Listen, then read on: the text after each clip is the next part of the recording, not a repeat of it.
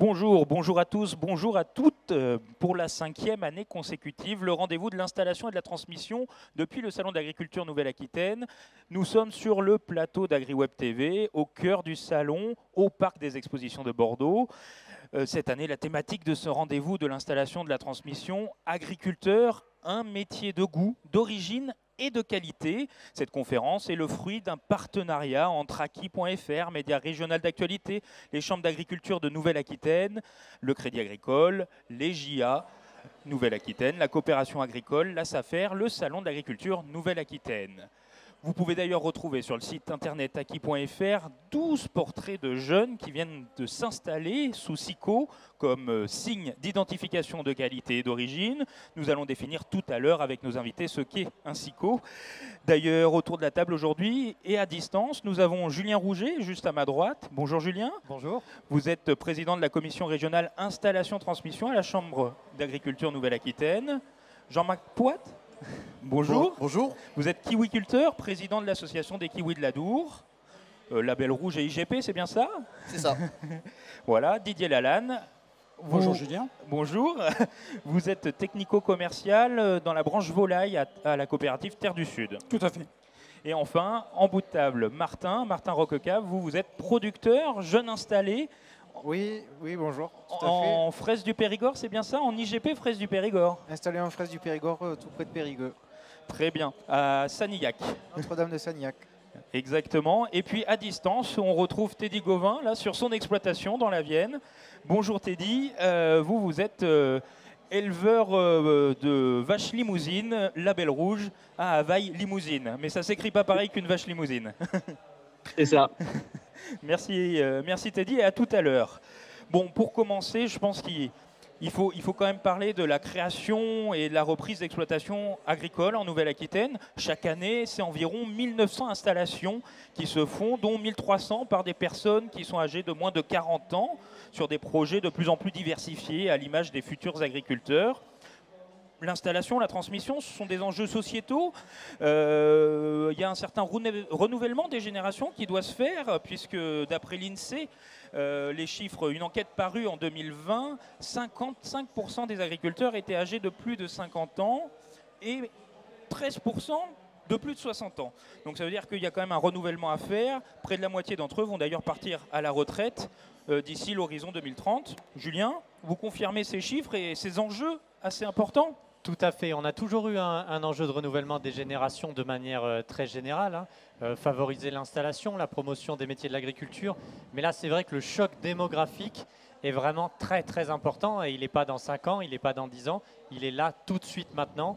On a besoin d'installer encore plus de jeunes non issus du milieu agricole pour pouvoir répondre à ce choc démographique et à ce départ massif finalement d'agriculteurs en retraite. Et la région Nouvelle-Aquitaine n'échappe pas à la règle, c'est aussi un agriculteur sur 2 qui va être à devoir remplacer quasiment. Exactement, on est dans la tendance nationale, on n'y échappe pas en Nouvelle-Aquitaine, ce qui fait quand même beaucoup d'agriculteurs à être remplacés, puisqu'on est autour de 65 000 en Nouvelle-Aquitaine.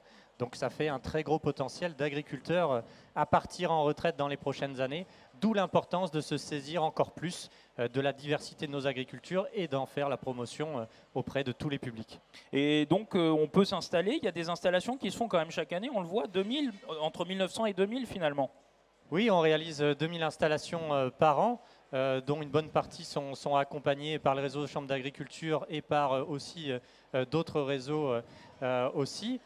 Donc oui, on peut s'installer en Nouvelle-Aquitaine sur beaucoup de productions, puisqu'on est une région très diversifiée, très étendue, 12 départements, et on a un potentiel et une attractivité qui est quand même assez énorme. Donc tous ceux qui veulent s'installer en Nouvelle-Aquitaine ont finalement un choix en termes de filière, en termes de modèle, en termes de SICO, justement, qui est le sujet d'aujourd'hui, qui est très intéressant. J'allais vous dire, le thème de l'émission aujourd'hui, c'est agriculteur, un métier de goût, d'origine et de qualité.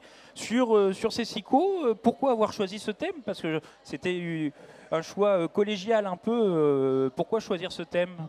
Finalement, quand on s'est réunis avec les partenaires pour élaborer cet après-midi, ça nous a semblé évident de mettre en valeur justement ces SICO, parce qu'on est une région où on a énormément de SICO, près de 300, et où justement le poids de la Nouvelle-Aquitaine dans le chiffre d'affaires national représente 25% quand même. Et on voulait mettre en lumière sur l'ensemble du territoire cette richesse et cette diversité. Et on pensait que justement cet après-midi du Salon de l'Agriculture était un bon moyen de valoriser notre potentiel Nouvelle-Aquitaine auprès de tous les publics. Et vous d'ailleurs, vous êtes sous signe officiel de qualité, non? C'est bien ça? Tout à fait, tout à fait. Vous êtes éleveur et vous produisez du cognac avec modération. Je suis éleveur bovin viande et viticulteur, et donc je produis du pinot et du cognac sous SICO. J'ai oublié le pinot, mais c'est tout aussi bon. D'ailleurs, les SICO, on en a 300 sur notre région Nouvelle-Aquitaine, 300, donc ça ne cesse d'augmenter, hein, parce qu'on était à 289 il y a encore 2 ans. 300 SICO, qu'est-ce qu'on peut dire sur ces signes d'identification de qualité et d'origine, Jean-Marc Poit, donc ça se développe de plus en plus, mais est-ce qu'on s'y perd pas un peu? Non, je pense qu'on ne s'y perd pas du tout. On a plusieurs signes de qualité qui vont correspondre, bien entendu, suivant les filières, à un espace de marché.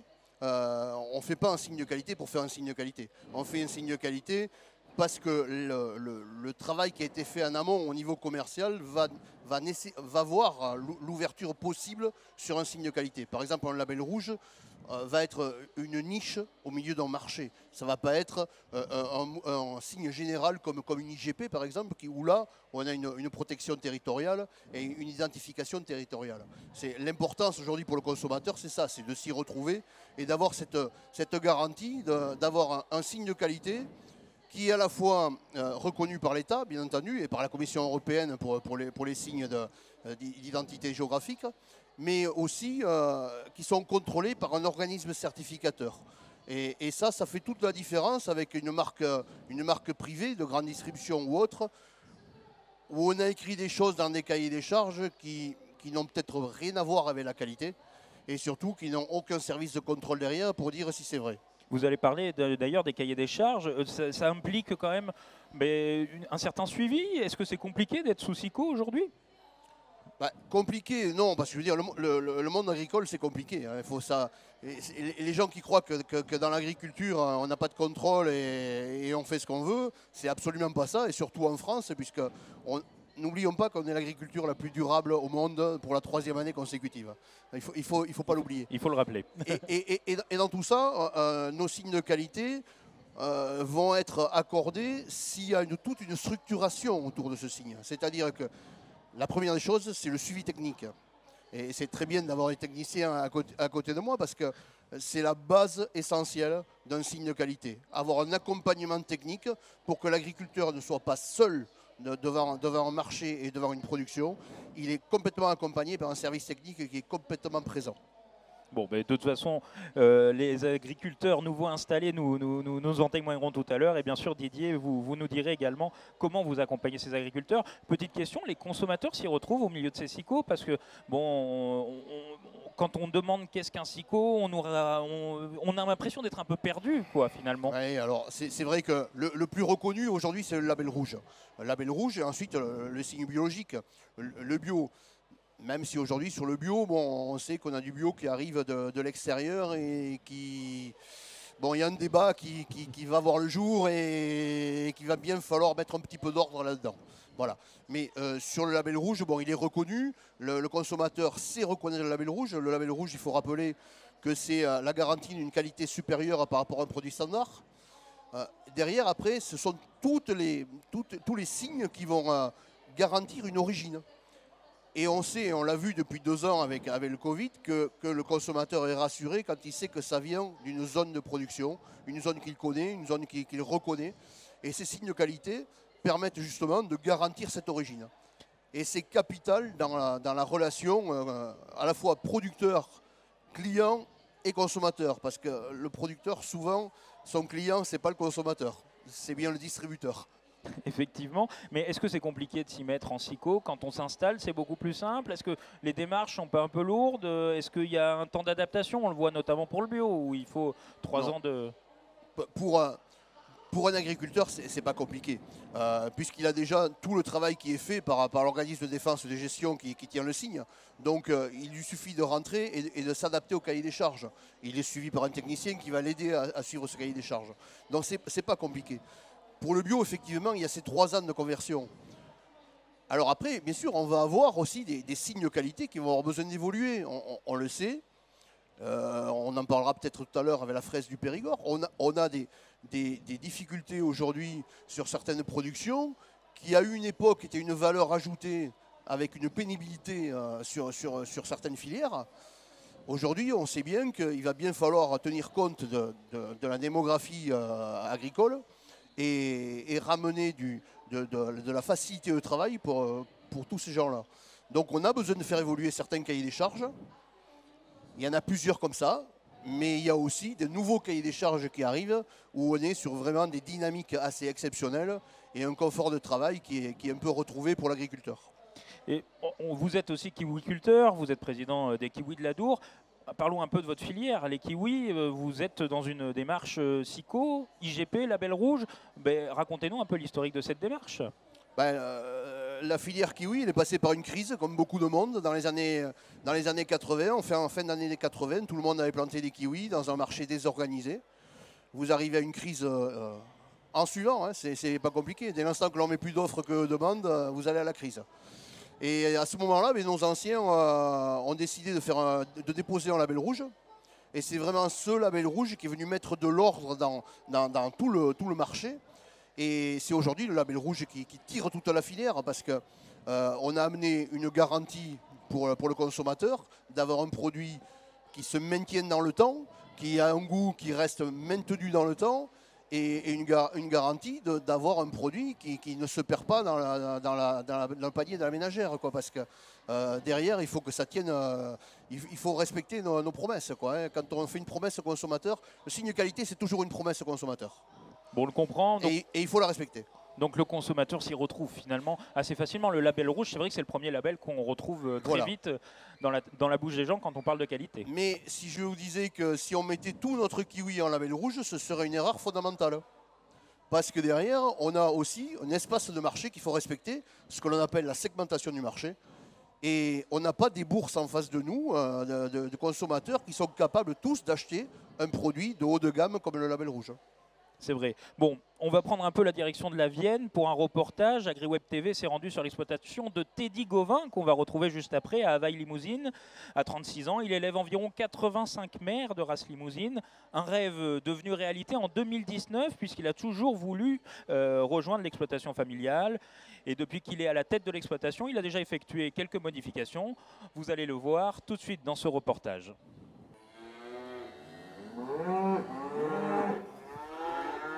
Chaque matin, c'est le même rituel pour Teddy Gauvin. Il file voir ses protégés afin de leur donner la première ration de la journée. Viens.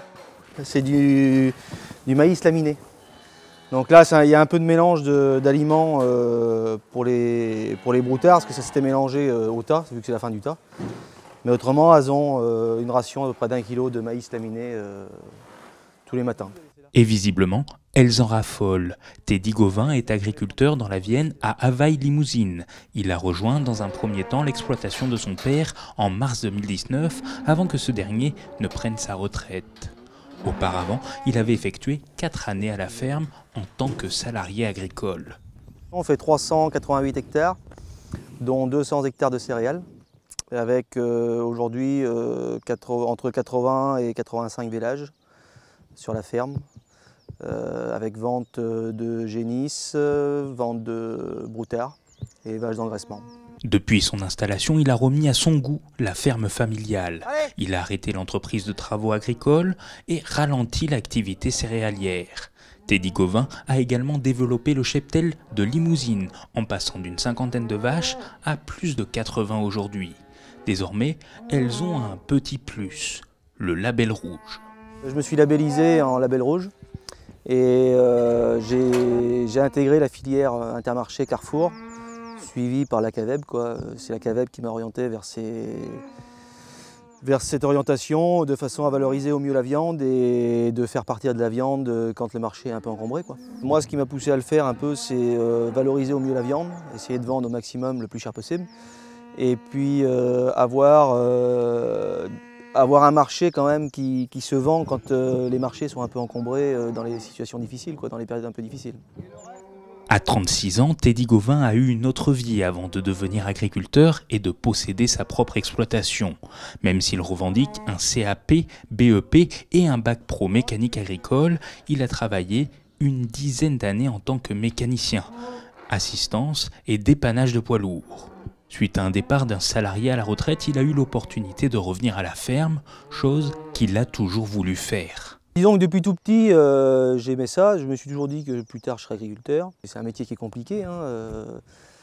Pas de vacances, pas de loisirs, une charge de travail énorme pour un revenu souvent médiocre. Mais bon, c'est une passion aussi avant tout, hein. Mon grand-père était agriculteur, mon père est agriculteur et moi je suis agriculteur et je pense que mes enfants seront agriculteurs. Ce jour-là, c'est la mise à l'herbe de son troupeau de limousines, une opération qui nécessite de trier les bêtes. Certaines d'entre elles ne peuvent pas pâturer car elles sont tout juste pleines. La transhumance risquerait de les faire avorter. D'avril à novembre, ces protégés sont dehors jusqu'à ce que le mauvais temps arrive. Les génisses rentrent plus tôt pour que le vélage se passe sans encombre. Ça reste là. Teddy Gauvin est attentionné pour ses bêtes et aussi pour la qualité de son bétail. Pour lui, passer son troupeau sous label rouge n'a pas été si compliqué. Et aujourd'hui, il considère cette opération gagnante. Pour passer en label rouge, j'avais déjà pratiquement toutes les normes de label. Il faut un suivi sanitaire irréprochable, un suivi du cheptel irréprochable. Ce qui me manquait, moi, c'était mon aliment broutard et vache d'engraissement qui n'était pas référencé label. Donc il y a vraiment juste là-dessus où on a bossé un peu avec les techniciens et remettre à jour quand même les carnets sanitaires. Mais bon, une fois que c'est à jour, c'est juste à suivre, quoi. Le label rouge certifie la qualité. Il assure aux consommateurs un certain sérieux et doit aussi favoriser, selon lui, le manger local. Sur le marché de la viande, ils se vendent tout. Et je pense qu'il faut quand même que les Français mangent de la viande française et que cette viande soit produite en qualité pour justifier le prix de la viande et inciter les Français à manger de la viande française. Changement de lieu, à l'autre bout d'Availle-Limousine où se trouve une partie de son cheptel. Teddy Gauvin songe à rapatrier ses vaches en construisant un nouveau bâtiment de stabulation. Les permis sont acceptés et il a toutes les autorisations. Cependant, les travaux sont freinés par l'augmentation du coût des matériaux. Alors là, on va les charger en bétaillère pour les emmener au pré, à la mise à l'herbe. Les projets futurs sur l'exploitation, en priorité, serait la construction de 2 bâtiments. Un bâtiment de stabulation de 970 mètres carrés pouvant accueillir 64 places et un bâtiment de stockage afin d'optimiser moins de déplacements en bétaillère et beaucoup moins de manutention sur la route et mettre tout le monde à l'abri l'hiver. Autre projet, rassembler les terres qui sont éparpillées sur un rayon de 20 km environ dans le sud du département de la Vienne. Quitte à perdre quelques hectares, mais à concentrer au maximum en 2 sites au lieu de 5, quoi. Teddy Gauvin, un agriculteur passionné qui revendique la qualité. 2 choses qui vont bien ensemble et qui lui paraissent essentielles pour son épanouissement personnel. Bon, on va retrouver Teddy Gauvin en direct d'Availle-Limousine. Teddy, vous nous entendez? Oui, oui. Bon, comme on l'a vu dans ce reportage, on a un peu découvert votre exploitation. Mais vous êtes sous label rouge. Expliquez-nous un peu comment s'est passée cette labellisation. Vous avez opté pour le label rouge quand vous êtes arrivé sur la ferme, c'est bien ça? Oui, voilà, en fait, donc j'ai voulu approfondir la viande un peu plus sur la ferme et faire un gage de qualité. J'ai aujourd'hui du bio pour le fourrage.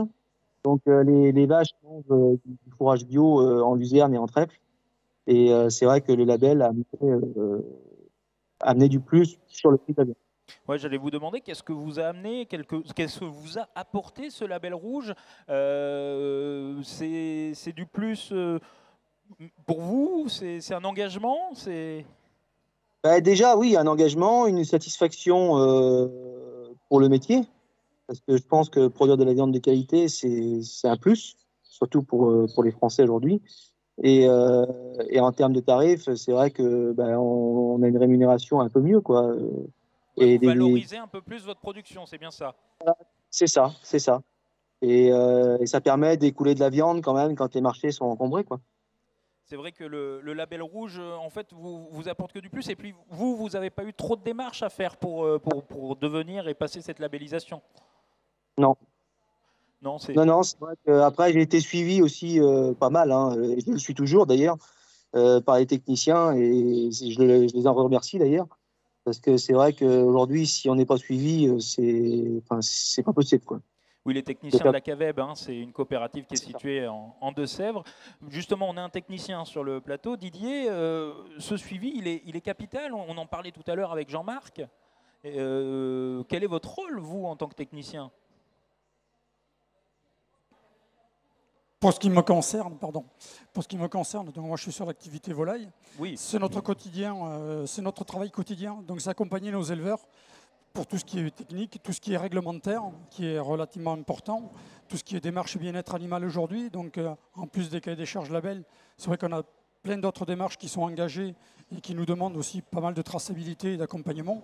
Et c'est vrai que c'est un travail qui est à faire au quotidien, tous les jours. Effectivement, donc ça, cet accompagnement, il se fait comment? On va rencontrer les éleveurs, c'est vous qui leur proposez de passer cette labellisation, c'est vous qui choisissez, vous voyez les exploitations qui sont le plus labellisables, entre guillemets? Alors, nous, globalement, notre principale activité, elle est en volaille label rouge. Mais après, au sein des cahiers des charges, vous avez différents niveaux de cahiers des charges avec des exigences d'acheteurs et qui peut être avec des contraintes supplémentaires. Et là, en effet, on va cibler les éleveurs qui permettent de rentrer dans ces cahiers des charges-là en termes sur différents niveaux. Mais il y a énormément de documentaires, des contrôles supplémentaires. Donc, c'est aussi des avantages, mais aussi des inconvénients et auxquels il faut aussi accompagner les éleveurs pour qu'ils puissent répondre à tout ça. Parce que la coopérative, donc bon, vous êtes en volaille, hein, on l'a bien compris. Quand vous voyez de nouveaux installés, des gens qui s'installent récemment, ils sont vraiment friands de cette qualité ou même du bio. Je ne sais pas, il y a une nouvelle dynamique là-dessus? Oui, c'est majoritairement la majorité des contacts que l'on a aujourd'hui. Enfin, quand je dis aujourd'hui, ça fait déjà une bonne quinzaine d'années, mais c'est le cœur de notre activité, on va dire, dans le sud-ouest. Je ne veux pas dire qu'on ne fait pas de production sans label type standard, si on peut dire ça comme ça, mais il en faut aussi, hein, ça fait partie aussi du marché. Mais globalement, dans le sud-ouest, on est plutôt spécialisé sur les productions qualité. Parce que présentez-nous un peu justement ce label, ça fait quelques années que vous le développez avec Terre du Sud. Alors au niveau de Terre du Sud, la filière volaille est relativement ancienne. Pour la partie label, elle a débuté dans les années 80. Pour la partie volaille biologique, c'est une filière qui a plus de 30 ans aujourd'hui, qui a démarré dans les années 90. On représente, enfin, au niveau de la structure Terre du Sud, c'est à peu près 7 millions de volailles label rouge produites par an. C'était pas loin de 2 millions de volailles biologiques également. Donc, et ensuite également d'autres productions sous signe SICO, mais qui correspondent à 80% de notre fonds d'activité, on va dire aujourd'hui. Et en Nouvelle-Aquitaine, on est très friand de signes officiels de qualité. Il y en a beaucoup sur notre territoire, c'est ce que vous disiez un peu. Oui, on n'est pas tout seul, donc on a pas mal de collègues, confrères ou concurrents, comme on veut, mais dans le sud-ouest. Mais c'est vrai que c'est le sud-ouest qui a quand même pas mal d'appellations de signes qualité à présenter. Et cet engouement-là sur les nouveaux installés, vous le voyez donc depuis une quinzaine d'années, mais est-ce que c'est une traduction aussi de nouvelles personnes qui s'installent, qui ont une nouvelle manière de penser? L'agriculture change-t-elle, évolue-t-elle? Oui, elle évolue, et heureusement. Enfin, je veux dire, on ne travaille plus comme travaillaient nos anciens ou très anciens. Mais c'est vrai que dans nos filières, c'est des filières aussi qui sont très faciles, très abordables pour des personnes féminines. Donc on a beaucoup d'éleveuses en fait. Et c'est très, très abordable aussi en termes de facilité de travail. Donc on a pas mal de reconversions, c'est pas nouveau, mais on est peut-être une des filières où on a réussi à rajeunir, entre guillemets. Je vois sur les 12 dernières années, on a quand même gagné pas loin de 10 ans sur la moyenne d'âge de nos producteurs, ce qui est relativement important quand on voit Ben, ce qu'on Le disait reste, tout à l'heure. voilà, quand on voit la situation aujourd'hui. Effectivement. C'est un de nos avantages. Et donc un technico-commercial comme vous, il suit, il contrôle aussi également comment ça se passe, ce suivi avec les éleveurs? Oui, ben c'est ce que je disais tout à l'heure, c'est notre quotidien. Donc là, on est là pour accompagner aussi bien au niveau technique qu'entre des problématiques sanitaires, entre autres, mais tout ce qui est traçabilité, tout ce qui est accompagnement au quotidien, de manière à être irréprochable, on va dire. Et on peut perdre un SICO, c'est une question un peu bête, mais on peut le perdre. On peut aussi perdre un SICO.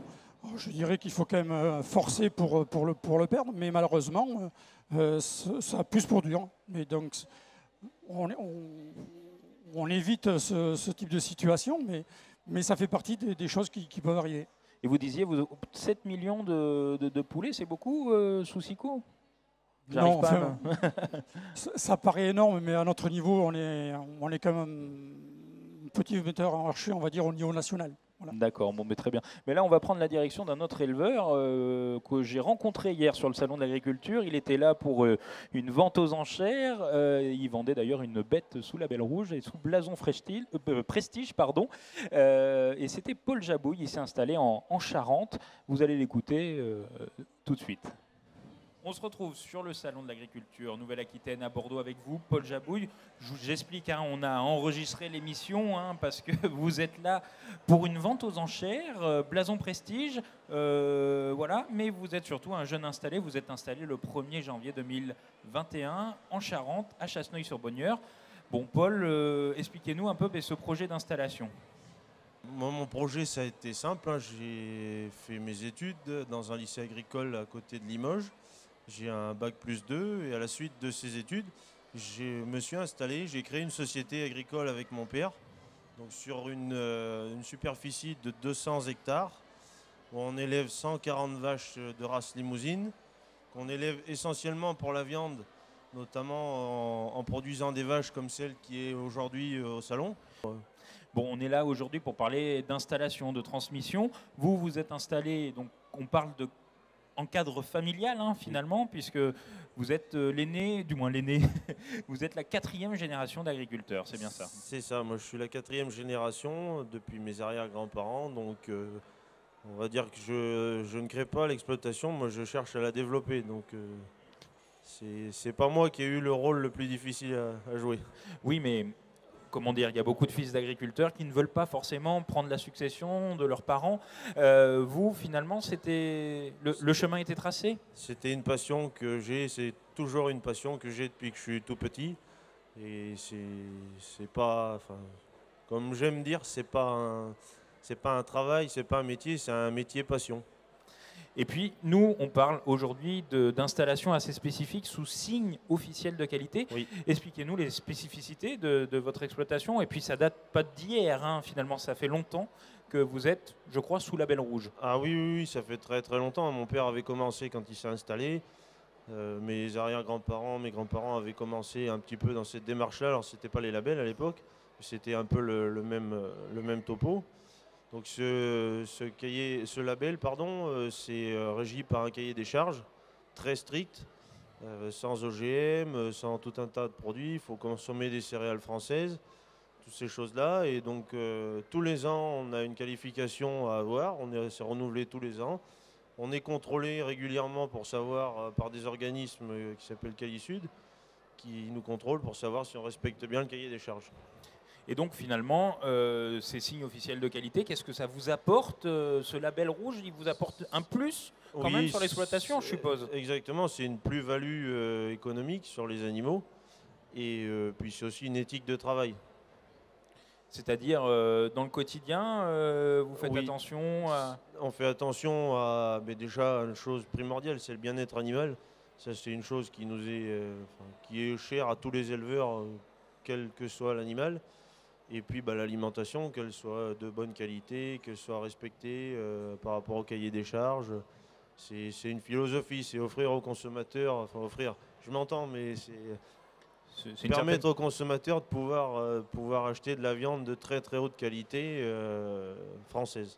Et vous la valorisez un peu plus, vous, en tant qu'éleveur? Vous la vendez un peu mieux aussi? Oui, ça nous apporte une plus-value sur les animaux qui sont labellisés. L'exploitation est labellisable, les animaux sont labellisables. Après, tous ne sont pas labellisés. Il y a un cahier des charges autre une fois que l'animal a été abattu. Donc c'est-à-dire, ah oui, une fois que vous l'avez vendu et voilà. qu'il est parti. C'est ça. Après, c'est plus notre rôle, c'est le rôle de l'abatteur et des bouchers de savoir quel morceau est labellisable, combien, tout ça. Voilà. Et vous, il n'y a pas trop de contraintes finalement non plus, parce que vous m'avez dit il faut quand même avoir un carnet sanitaire quand même assez strict, suivre un protocole, comme on dit. Oui, il y a un protocole voilà, à respecter, bien sûr, mais c'est pas forcément une contrainte parce que ça devient une habitude et au jour le jour, on a l'habitude de travailler comme ça. Donc après, on voit le résultat qui est quand même assez intéressant. On a le retour des consommateurs quand c'est retour positif, bien sûr. Donc non, il n'y a pas vraiment de contrainte. Hein, Est-ce que vous inciteriez des jeunes agriculteurs à passer peut-être le cap du en signe label? Ouais. Ah, complètement. Ah oui, j'incite tous les jeunes, même aujourd'hui, s'ils veulent vraiment, on va dire, une stabilité économique, parce que le métier est quand même assez dur, il faut se tourner vers les signes officiels de qualité, oui, bien sûr. Et vous, peut-être qu'il y a des projets de développement vers d'autres signes officiels de qualité, peut-être? Je ne sais pas.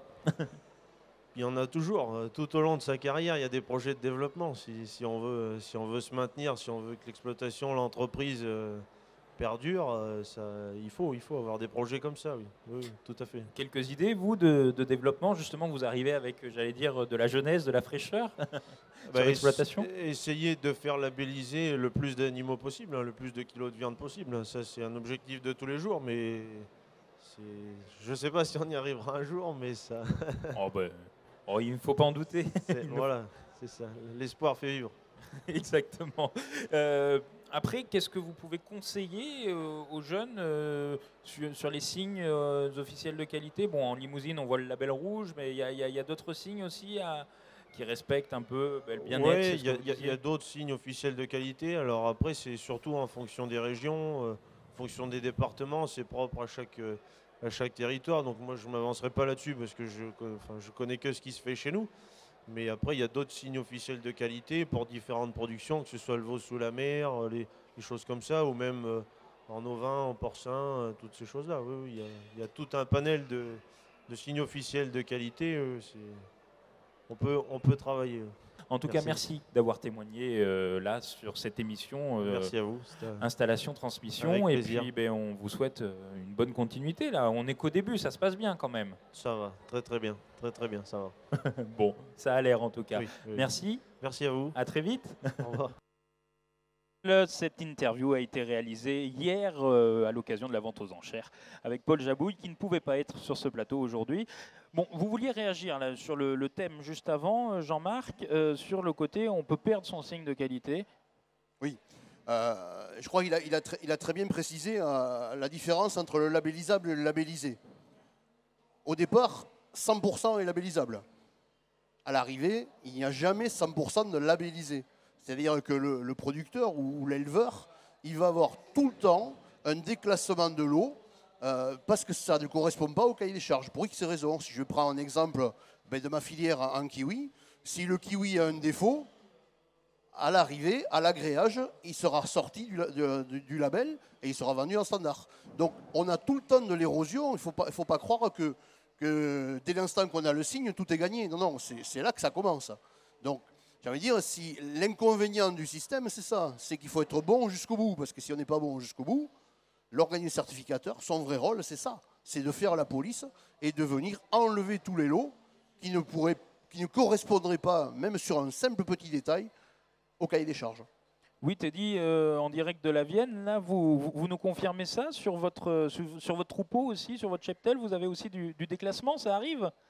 Ah oui, toutes les bêtes ne passent pas en label. D'accord. Et vous parliez de valorisation, malgré tout. Est-ce que vous savez combien elles sont valorisées en plus, vos bêtes, si elles étaient labellisées ou pas? Aujourd'hui, je peux pas donner un ordre de prix parce que moi, j'y suis depuis pas très longtemps. Donc, j'ai des vaches qui sont parties en label, mais pas sur la totalité.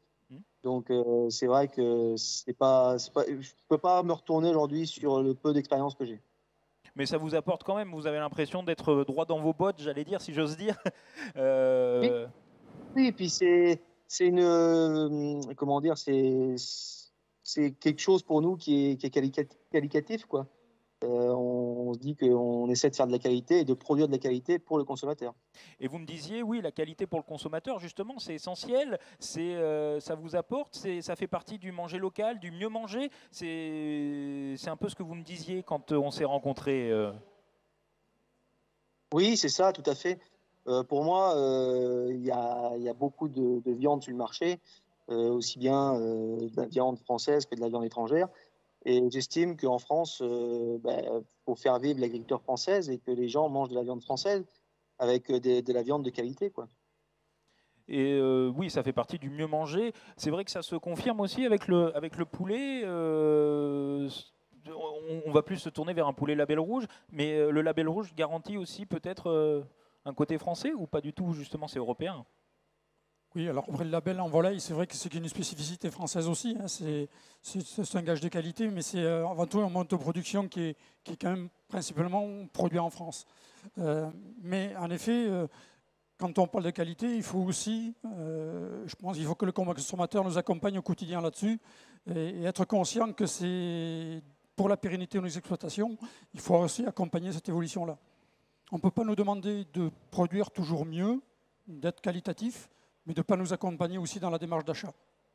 Effectivement, mais cette démarche d'achat, ce mieux manger, les consommateurs, ils sont prêts aussi à payer peut-être un peu plus cher pour avoir de la qualité. Ou aujourd'hui, on est un peu aussi dans une crise où l'inflation, ça commence à peser, j'allais dire. Oui, ça pèse. Alors je pense que nous, on commence à le sentir aussi dans le milieu de la volaille, mais je pense que c'est dans d'autres productions la même chose. Mais aujourd'hui, quand on voit les budgets du ménage qui commencent à être contraints, en effet, malheureusement, les productions sous signe qualité sont peut-être les premières à en pâtir un petit peu. Il faut en être conscient. Mais je pense qu'il faut que le consommateur soit aussi, à un moment donné, acteur de sa volonté, de sa démarche. Effectivement.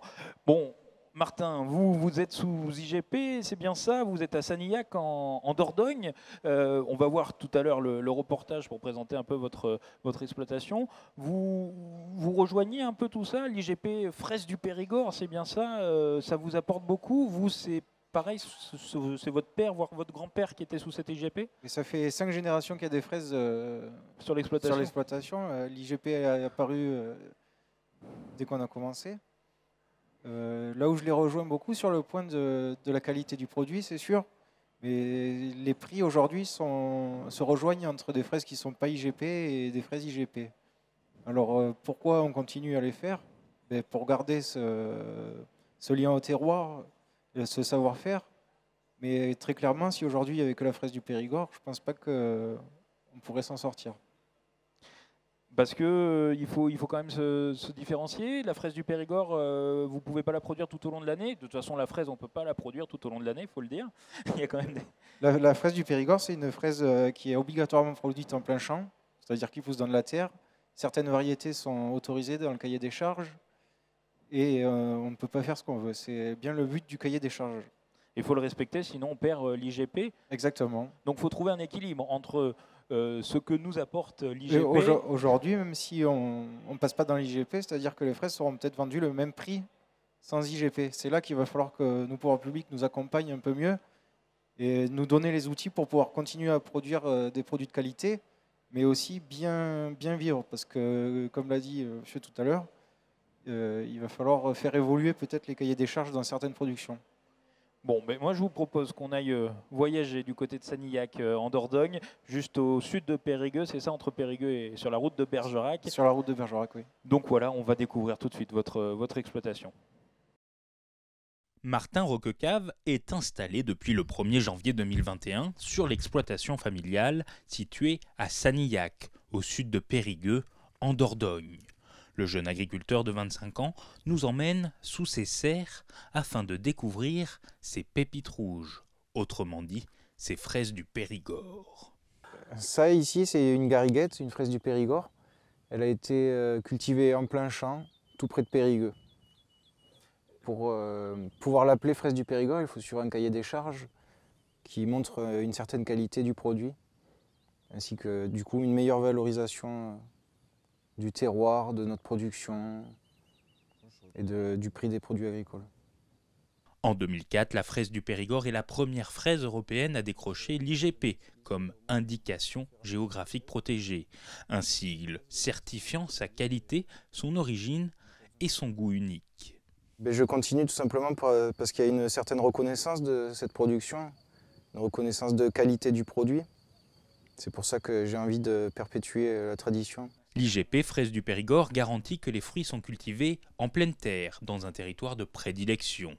Des techniques culturales respectueuses de l'environnement et aussi une teneur en sucre minimale et un excellent rapport sucre-acidité pour une meilleure qualité gustative. Martin représente la 5e génération d'agriculteurs de sa famille. Pour lui, la voie était toute tracée. Depuis tout petit, je suis à la ferme, j'aide mes parents, mes grands-parents, dès que j'avais du temps libre. Et du coup, oui, ça a été tout naturel de me diriger vers l'agriculture. J'ai suivi un cursus scolaire qui m'a permis de m'installer, en commençant par un bac pro CGEA pour l'élevage et ensuite un BTS Axe pour maîtriser un peu mieux la comptabilité agricole. Il faut savoir tout faire en passant par les papiers jusqu'au moindre détail. Sur l'exploitation qu'il détient avec son père, chaque tâche est bien définie.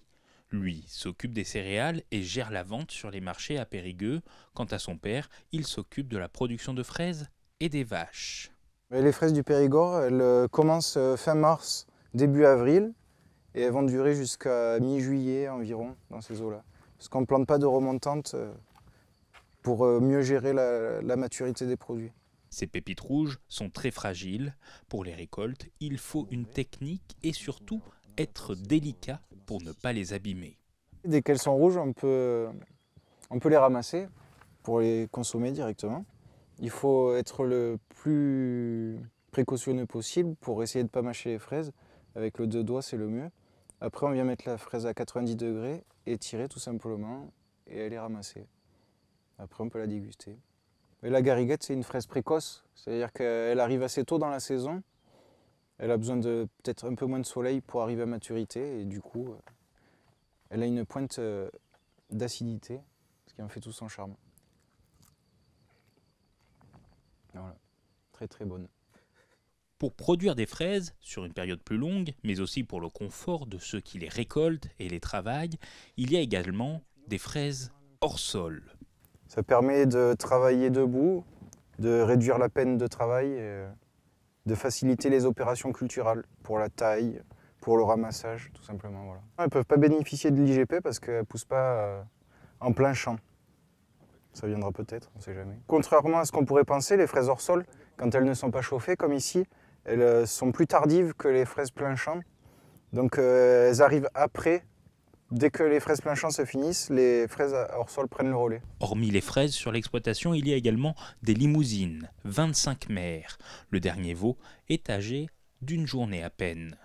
Les vaches qui ont fait les petits veaux ces derniers jours, donc elles sont tranquillement installées dans leur pré qui leur est dédié. Ça doit faire un peu moins longtemps que les fraises, mais avant il y avait du lait qui était fait et aujourd'hui on a fait le choix d'avoir des limousines pour leur docilité,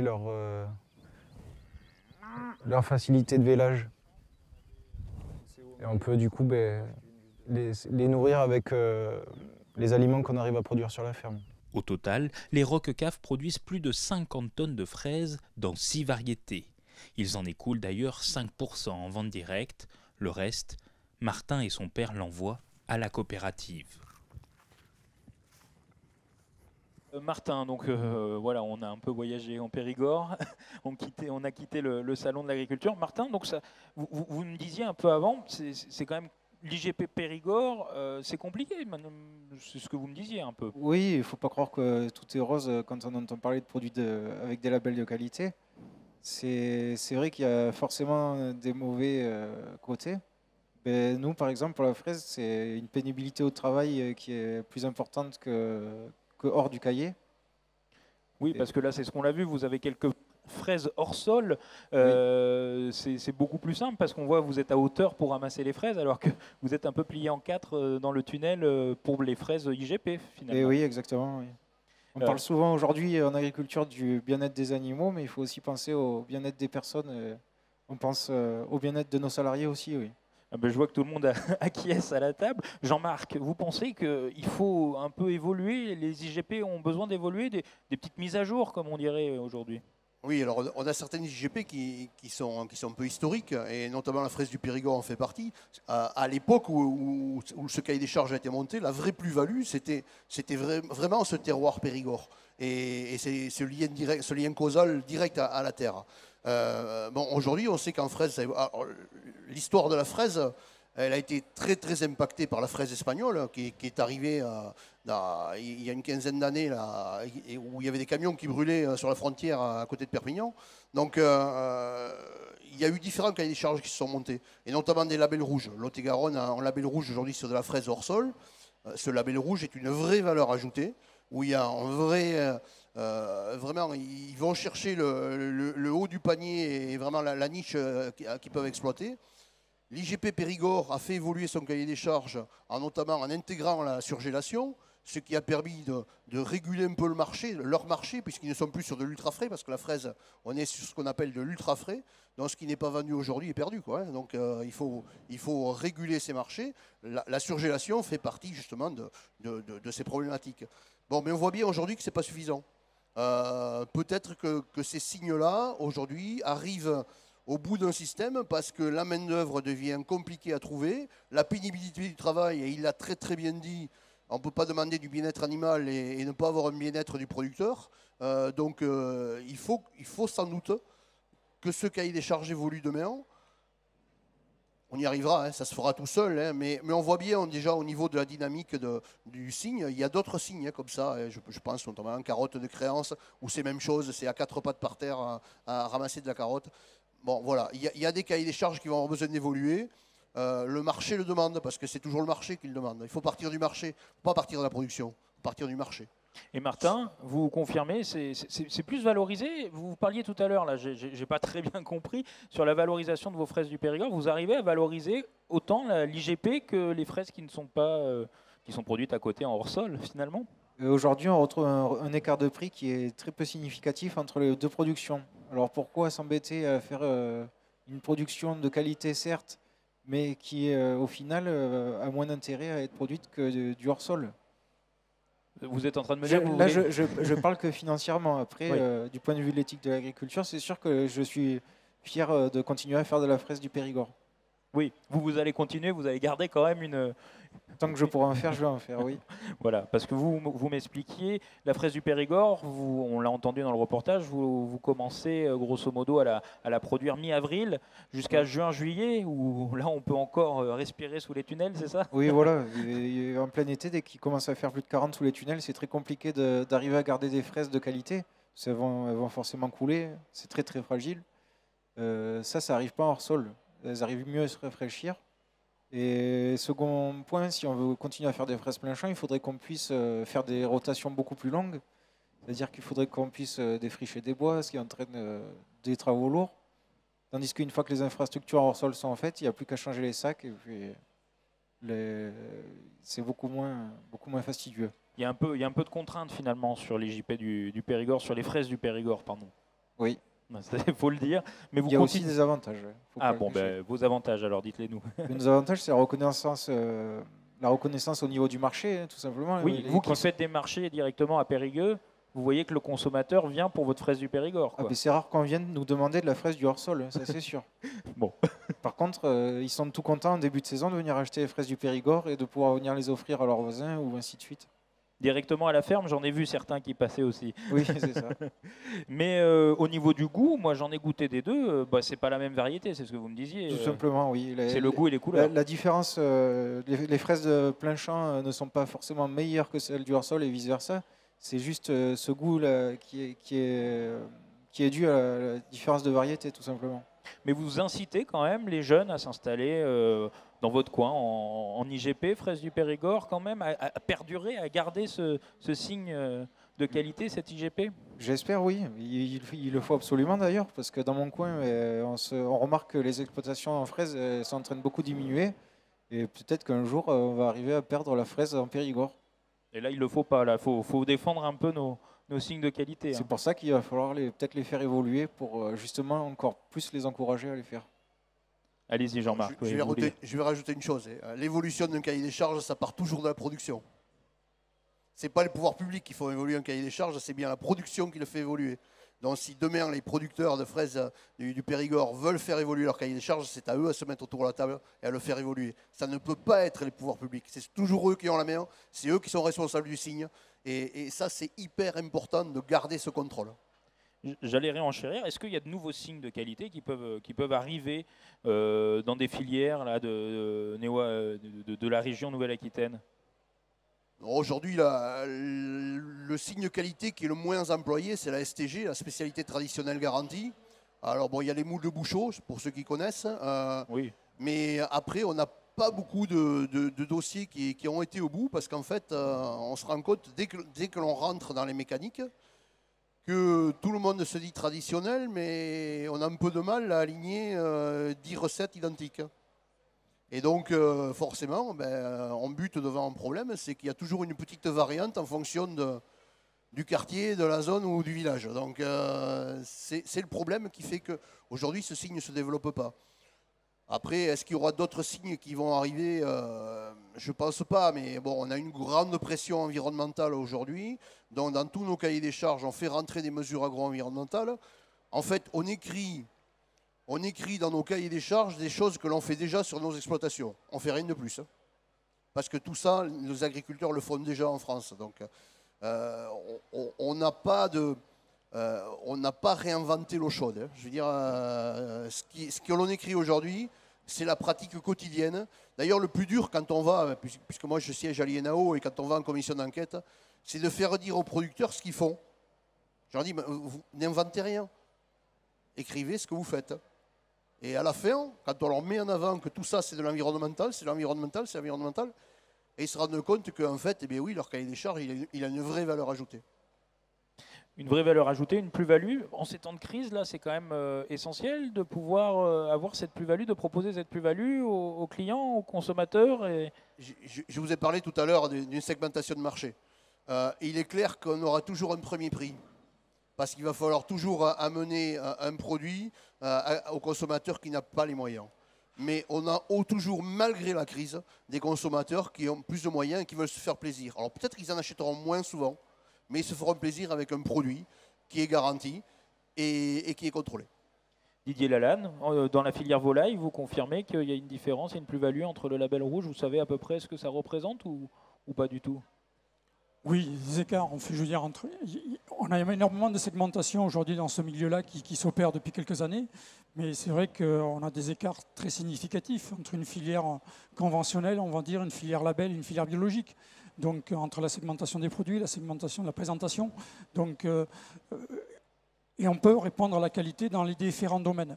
Les exigences sont très élevées partout, mais on s'adapte en effet après au consommateur qu'on a en face de nous et qui a en capacité de l'acheter au final. C'est vrai. Et même sur les marchés, toi qui en fais un peu, Martin, tu vois ce souci IGP du Périgord. Les gens viennent pour l'IGP du Périgord, tu m'as dit, mais est-ce qu'il y a une plus-value? Est-ce qu'ils sont prêts à payer un peu plus cher pour cette fraise sur les marchés, toi qui en fais?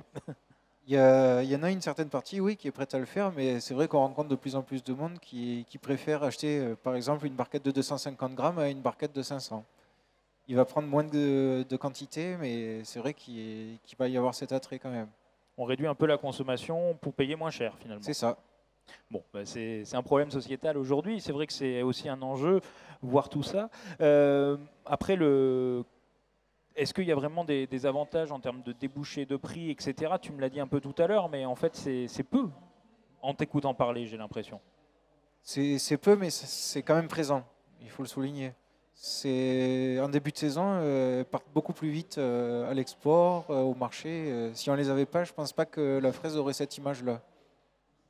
C'est vrai pour d'autres filières, Jean-Marc. Oui, je vais rajouter qu'avoir un signe de qualité aujourd'hui pour un directeur commercial, c'est un accès au marché. La grande différence est là, c'est que vous avez des opérateurs, par exemple, qui veulent absolument rentrer dans un signe de qualité, venir intégrer une filière avec un signe de qualité pour avoir accès au marché. Parce que s'ils n'ont pas accès au marché, ils sont considérés comme des vendeurs de premier prix. Et donc, directement derrière, va se poser le problème de la viabilité de leur entreprise. Donc, l'accès au marché aujourd'hui se fait par toutes les références de la segmentation. C'est important pour tout le monde aujourd'hui, ça. Et est-ce que, on disait tout à l'heure, les consommateurs s'y retrouvent pas forcément au milieu de ces SICO, mais est-ce que les agriculteurs s'y retrouvent, eux, dans les SICO? C'est-à-dire qu'ils connaissent bien, ils maîtrisent bien leur sigle et ceux des autres. Je pense que globalement, oui. Je ne sais pas parce que chez moi, ça n'a plus autant d'attrait qu'à l'époque, que je comprends bien que dans certaines filières, par contre, ça a une vraie valeur ajoutée. Oui. D'accord, bon, c'est quand même ce qu'il y a à retenir. Et les nouveaux installés, on en voit de plus en plus, toi qui connais et qui côtoie un peu les nouveaux installés aussi. Je pense que dans les installations, c'est pris en compte, oui, les jeunes de plus en plus se dirigent vers les signes de qualité, parce que c'est valorisant pour eux et pour leur ferme, pour les déboucher. Voilà. Ça fait partie des nouveaux projets. Jean-Marc. Oui, je vais rajouter, oui.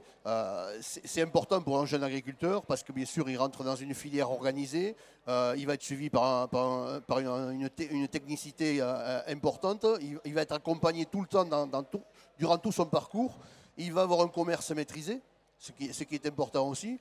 Et puis il y a une chose que l'on n'a pas dit, c'est aussi la protection territoriale. C'est-à-dire qu'on est tous victimes de notre environnement qui bouge, à la fois climatique ou sociétal. On a une pression foncière très très importante et l'agrivoltaïsme va être une autre pression qui va arriver, qui va être encore beaucoup plus importante que le reste. Et la protection territoriale, quand on a un signe de qualité, on a une reconnaissance et on peut se défendre devant un agrandissement d'urbanisme ou autre. On peut protéger nos agriculteurs qui sont sous signe de qualité. Et ça, c'est important parce que malheureusement, si vous n'avez aucun signe, ben, vous êtes un peu au prix du marché, quoi. Donc, vous ne valez pas cher. Ça sert un peu à se différencier finalement des autres du prix du marché, mais tout le monde ne peut pas être sous SICO. C'est pas possible. Non, mais complètement. Ça sert à se différencier. Et je vous dis, après, c'est vraiment par filière qu'il faut aller voir le signe qui correspond le mieux aux besoins du marché. Bon, en tout cas, c'est noté, en tout cas, et j'espère qu'on a donné peut-être envie à des agriculteurs de s'installer sous signe officiel de qualité, malgré tous les inconvénients et peut-être certaines contraintes. Julien, un petit mot là-dessus sur ces installations. Vous pensez que, ben là, vous qui vous occupez des installations et de la transmission à la Chambre régionale d'agriculture Nouvelle-Aquitaine, est-ce que vous avez vu aussi cet engouement autour des SICO, ce cheval, ça arrive. En plus, sachant que dans les SICO, on n'en a pas parlé, mais il y a le bio qui fait partie des signes officiels de qualité. Oui, alors tout à fait, on le constate aussi dans les projets, hein, l'engouement surtout des non-issus du milieu agricole, cette question et cette notion de retour à la terre finalement, et puis d'autonomie, d'avoir son propre projet, d'être libre de ses choix. C'est souvent accompagné de cette valeur finalement d'être sous signe de qualité. Et c'est vrai qu'en Nouvelle-Aquitaine, hein, comme on l'a bien développé, on a ce potentiel de signe de qualité qui est très très important. Effectivement, on a l'agriculture biologique qui est très fléchée par une partie du public, mais pas que. On a quand même globalement une tendance assez forte en Nouvelle-Aquitaine d'avoir finalement des porteurs de projets qui souhaitent s'installer sous signe de qualité. Et comme on l'a très bien développé, c'est aussi une valorisation pour eux, avant d'être une valorisation économique, hein, c'est une valorisation de leur travail qu'ils font au quotidien sur leur exploitation. L'installation, ça se prépare, Julien, un petit mot, comment on fait pour s'installer en Nouvelle-Aquitaine? Ça se prépare quand même un peu à l'avance. Bon, là, on l'a vu, que ce soit Teddy ou Martin, ils ont baigné dedans, si j'ose dire. Après, ils ont suivi des formations à chaque fois. Oui, racontez-nous comment on fait pour s'installer en agriculture aujourd'hui. Anticipation et anticipation. C'est le maître mot. C'est le maître mot. Après, on prend l'ensemble des porteurs de projets avec leur niveau de diplôme et leurs idées. L'important, c'est de venir pousser la porte du point accueil installation. 12 départements, 12 points accueil installation au plus proche du territoire. C'est les chambres d'agriculture qui sont labellisées. C'est le guichet unique qui est là pour accueillir l'ensemble des porteurs de projets ou des porteurs d'idées qui souhaitent s'installer en agriculture ou simplement prendre une information quant aux démarches à réaliser et derrière on est là pour les accompagner, pour faire mûrir leurs projets, pour construire l'étude économique et pour les former en fonction de la filière et de leur projet. Donc une seule porte à pousser, le point accueil installation qui est là pour vraiment centraliser les demandes et puis coordonner aussi les acteurs qui vont derrière accompagner ces porteurs de projets et l'aider à structurer son projet et lui garantir derrière une certaine sécurité dans son projet, une certaine viabilité aussi. Oui, parce qu'on peut venir au point accueil transmission, installation transmission, avant même d'être formé, parce qu'il faut être formé quand même pour devenir agriculteur, il faut le rappeler, que ce soit Teddy, il me semble que Teddy, vous avez été salarié agricole pendant 4 ans, c'est ça, sur l'exploitation de votre père avant, puis vous aviez eu un BP, CAP en mécanique agricole, c'est pas le même domaine, mais voilà, c'est vrai qu'aujourd'hui, il faut être formé en agriculture, ou même vous, Martin, qui avez fait un BEAP. BTS Axe. Voilà, encore mieux. Voilà. C'est ça, il faut être formé, on peut se former une fois qu'on a pris contact avec le point installation. Voilà, et c'est pas la peine d'attendre d'être forcément formé pour pousser la porte du point accueil. À partir du moment où on a envie de prendre une information, où on a envie d'avoir des réponses à nos questions, tout simplement, il faut pousser la porte du point accueil et après vous serez accompagné. Mais effectivement, s'installer en agriculture, ça nécessite des connaissances, des compétences et des formations qui vont avec, mais on est particulièrement bien doté aussi en Nouvelle-Aquitaine de cet accompagnement et de cette formation, donc il ne faut pas hésiter à venir nous voir, à discuter, à partager de vos envies et puis de vos projets. On est là pour vous accueillir. Voilà, on va peut-être faire un dernier mot avec vous, Teddy, en direct d'Availle Limousine dans la Vienne. Bon, Teddy, vous confirmez que être agriculteur, c'est un métier de goût, d'origine et de qualité? C'est juste une petite question comme ça. Ah oui, tout à fait, oui. Déjà, c'est une passion avant tout. C'est la passion avant le reste. On n'est pas agriculteur parce qu'on a envie d'être agriculteur. Donc, si on n'est pas passionné, on ne peut pas devenir agriculteur. Bon, en tout cas, on l'a vu dans le reportage avec vos bêtes, on a senti toute cette passion. Martin, vous confirmez aussi que c'est un métier passion, agriculteur? Oui, tout à fait, oui. Mais il faut qu'il y ait la passion et la rémunération aussi. Ah, ça c'est vrai que c'est un débat, mais il faut bien vivre de son métier, effectivement. Je vous rejoins là-dessus. Vous confirmez que agriculteur, métier, passion, de goût, de qualité, même si vous n'êtes pas agriculteur, Didier? Je ne le suis pas, mais je suis vous issu du milieu. Je les côtoie au quotidien. Voilà, en plus. Mais oui, bien sûr, si vous n'êtes pas passionné de ce que vous faites, de toute façon, vous n'allez pas bien loin en général. Mais ce n'est pas propre qu'à l'agriculture, c'est peut-être plus prégnant, mais c'est propre à tout métier. Et vous, Jean-Marc, qui êtes quand même agriculteur, mais qui êtes passé du côté obscur parfois. Oui, voilà. Oui, vous avez eu une autre vie. J'ai choisi l'agriculture par passion et j'étais dans la grande distribution avant. Donc, vous voyez, donc, par passion aussi? Comme quoi, tout peut arriver. Et bien sûr, c'est une passion. J'ai envie de dire, oui, il faut être formé. Mais on apprend tous les jours et j'apprends encore. Et pourtant, je suis à l'aube de passer le flambeau. Mais on apprend tous les jours. C'est pour ça que ce métier est intéressant. J'ai envie de dire, on redistribue les cartes tous les matins. Mais surtout, il y a une chose, et je le redis, c'est que tous les éleveurs, tous les producteurs qui sont sous SICO, ce sont des gens qui tiennent leurs promesses. C'est joliment dit en tout cas. Julien, un petit dernier mot pour conclure. Oui, je ne peux être qu'affirmatif moi aussi et surtout vraiment souligner ce métier de passion. Et finalement, je trouve qu'on devrait beaucoup plus le valoriser et c'est aussi le message qu'on essaye de faire passer à chaque fois qu'on peut discuter avec des porteurs de projets ou avec le grand public, c'est que la Nouvelle-Aquitaine est vraiment une terre d'accueil en termes d'agriculture. N'hésitez pas à venir pousser les portes, à venir discuter avec les différents opérateurs de la filière, avec vos voisins, avec les agriculteurs. Ils seront toujours bras tendus pour discuter avec vous et échanger sur notre métier de passion. Voilà, la porte est ouverte effectivement. Mais merci de nous avoir suivis, merci d'avoir participé, vous, au débat en direct et Teddy en direct de la Vienne. Donc c'était Agriculteur, un métier de goût, d'origine et de qualité, une émission que vous pouvez voir ou revoir sur agriweb.tv, la web TV du Salon de l'Agriculture Nouvelle-Aquitaine, une émission co-organisée par Aki.fr, les chambres d'agriculture de Nouvelle-Aquitaine, le Crédit Agricole, la SAFER, les JA Nouvelle-Aquitaine, la coopération agricole et ainsi que le Salon de l'Agriculture Nouvelle-Aquitaine. Merci à tout le monde et à bientôt sur AgriWeb TV.